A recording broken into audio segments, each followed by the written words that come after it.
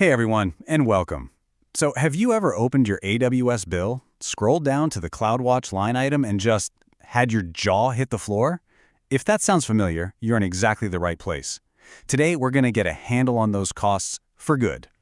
Right? For so many of us, the CloudWatch bill just feels like a total black box. The number goes up, but figuring out why, what's actually driving the cost, can feel almost impossible. It's a super common frustration, but trust me, it doesn't have to be that way. So today, we're going to flip the switch and turn on the lights. We're going to break down all the pieces of your bill and give you the actual tools and strategies you need to understand, optimize, and finally shrink that bill. Okay, first up, let's solve this cost mystery.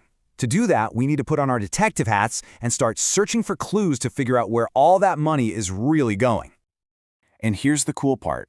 All the answers you need are already there. They're just kind of hidden away inside your AWS usage data. The secret is just knowing where to look and, how to read the clues once you find them. So, what's in our cost detective toolkit? Well, luckily, AWS gives us some fantastic tools right out of the box.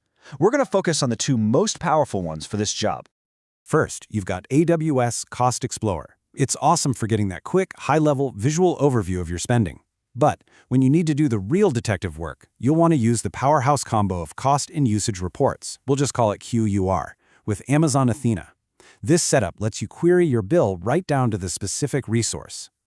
And getting this set up, it's a pretty straightforward three-step deal. First, you just enable your cost and usage reports, and here's a pro tip, make sure you check the box to include resource IDs. Then, you integrate that data with Athena. AWS makes this super easy with a CloudFormation template. And finally, you just start running queries. You're ready to dig in. Now, I know what you might be thinking. Oh, great code. But honestly, don't sweat it. These Athena queries are way simpler than they look. You just select what you want to see, tell it from your cost report, and then, and this is the absolute magic line, you use a where clause to filter for only CloudWatch costs. That one little line is the key that unlocks everything. All right, with our tools all fired up, we can start the hunt for savings. And the first and often the biggest place to look is CloudWatch metrics. So where do we focus first? Well, while things like custom metrics and detailed monitoring definitely add up, the real heavy hitter, the main culprit, is often the sheer volume of API requests, specifically an operation called put metric data. So what exactly are these put metric data calls? Well, think of it this way. Every single time your application sends one little data point to CloudWatch, it makes one of these calls, and you get billed for every single one. So if you're monitoring thousands of things every few seconds, you can see how that adds up incredibly fast. The good news is we can totally optimize this. Number one, batching. Instead of one call for one metric, you can bundle up to 1,000 metrics into a single API call. Huge savings right there. Number two, ask yourself, do you really need data every single second?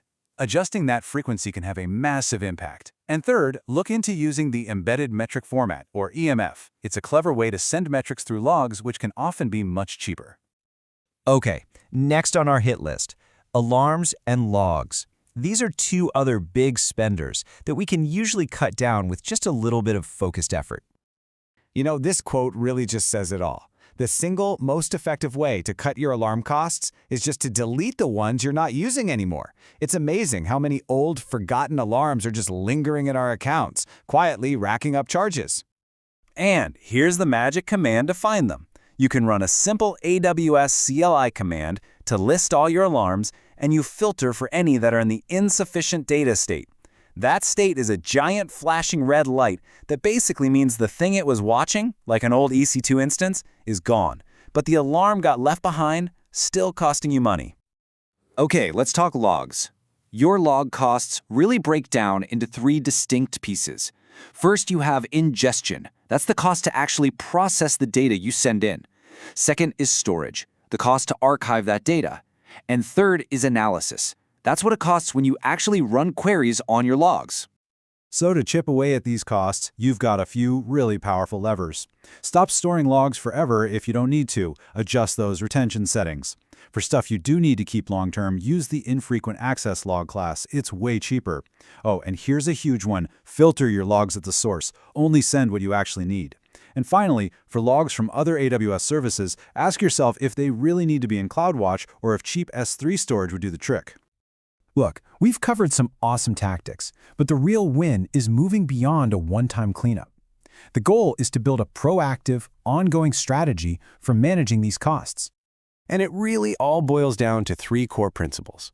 If you can bake these into how you work, you'll keep your CloudWatch bill under control for the long haul.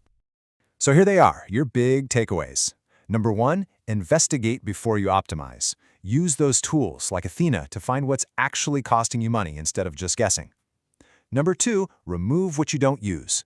Be ruthless. Schedule a regular cleanup of old alarms and log groups. And third, configure with intent. Every time you set up a new metric or a new alarm, don't just click Next. Make a conscious choice about its settings.